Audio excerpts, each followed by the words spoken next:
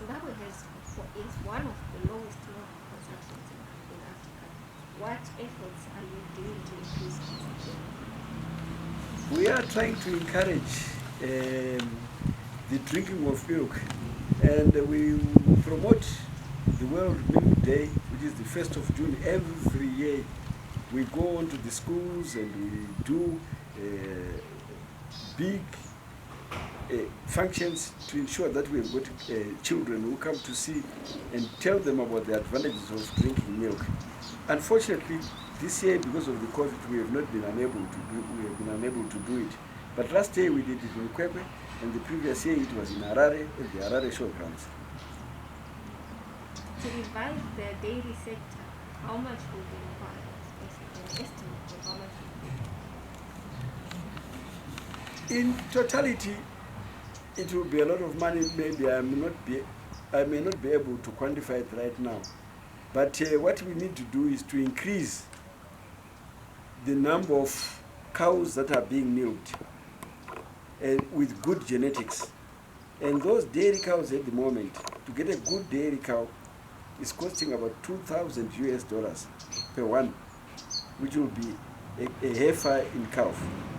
Then we need to go to the farms themselves and make sure that the irrigation has been improved and that every single dairy farm is able to have green grass throughout the year.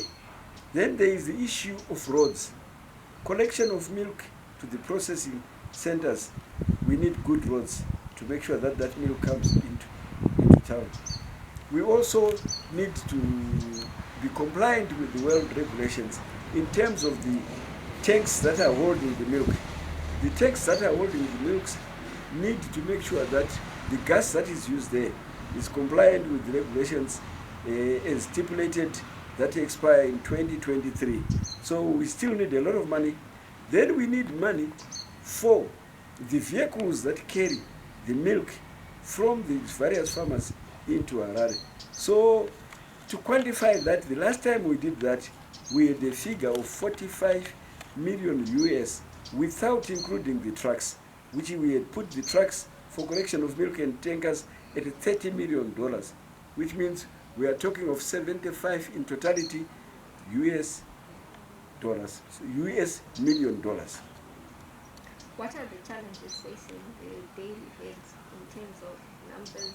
What are we looking at? The challenges are many, but the biggest challenge is we have had continuous droughts for the last 3 years. That does not encourage growth on dairy farms, because dairy farmers rely mainly on maize and soya output, and then the cotton cake. Once you have got production in those levels, then farmers can do silage, which is the maize they cut in order to give their dairy cows to produce and to be fed. So for the last 3 years, we have been struggling. That's number one. Number two, water to drink for cows. As you are aware, cows take a lot of water, and most of the farms this year are running dry.